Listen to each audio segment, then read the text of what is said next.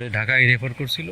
ঢাকায় নিতে নিতে নড়ালে যে আমরা নড়াল সদর হসপিটালে পরীক্ষা করছি, পরীক্ষা করে তখন দেখি মারা গেছে।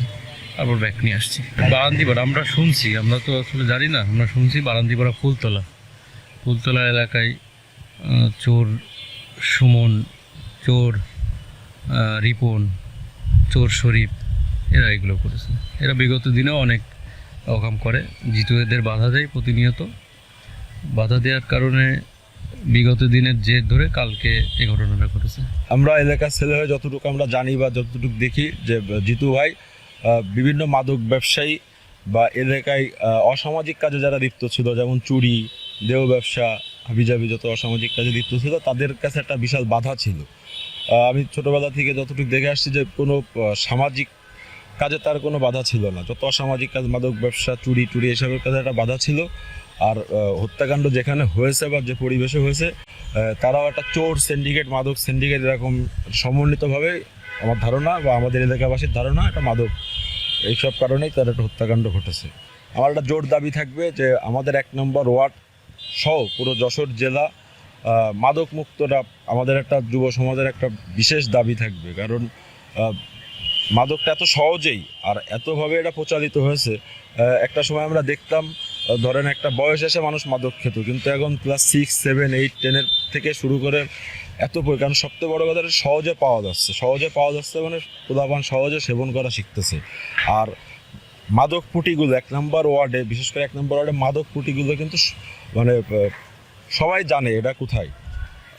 এইগুলো নিয়ে একটু বিশেষভাবে কাজ করার আহ্বান আপনাদের কাছেও থাকবে, এবং আপনারা এমনভাবে তুলে ধরবেন প্রশাসনেরও যেন সহজভাবে জিনিসটা কাজ করতে। যেমন একটা হত্যাকাণ্ড হলে আপনারা সদর হসপিটালে আসেন বা কোনো একটা তথ্য আদায়ের জন্য আপনারা কোর্টে বা বিভিন্ন আপনাদের কাছে একটা রিকোয়েস্ট থাকবে, আপনারাও আমাদের এলাকায় গেলে বা যশোর শহরে বিভিন্ন জায়গায় খুঁজে মাদক পুটিগুলো চিনতে পারবেন। ওইখানে যে আপনারা আসলে মাদক বিক্রেতা, গডফাদার, এগুলো আপনারা পাশে মাদক ব্যবসায়ী, কিছু চোর সিন্ডিকেট, তারা মনে করেন যে তাদের বাধা দিত, সেই কারণে তার শত্রু ছিল অনেক। মানুষের শত্রুতার যে জের ধরে মনে করেন যে এই ঘটনাটা ঘটেছে। গতকালকে আপনার এই ঘটনাটা ঘটতে পারে আনুমানিক 10:50 কি 11টা এর মধ্যে। আর আমরা জানতে পারি হচ্ছে আপনার 10:45 কি 50 এই টাইমে আমরা জানতে পারি যে এরকম তারা মারা হয়েছে। এই খবর শুনে আমরা সদর হাসপাতালে আসছিলাম। মারা গেছে এখান থেকে তো আপনার হসপিটালতে রেফার করেছে 12টার পরে।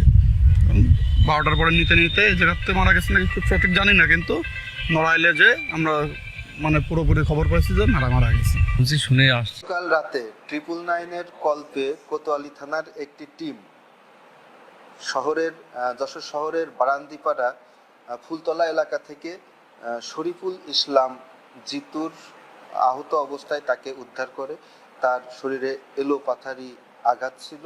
পরে তাকে সেখান থেকে উদ্ধার করে যশোর সদর হাসপাতালে নিয়ে যাওয়া হয়।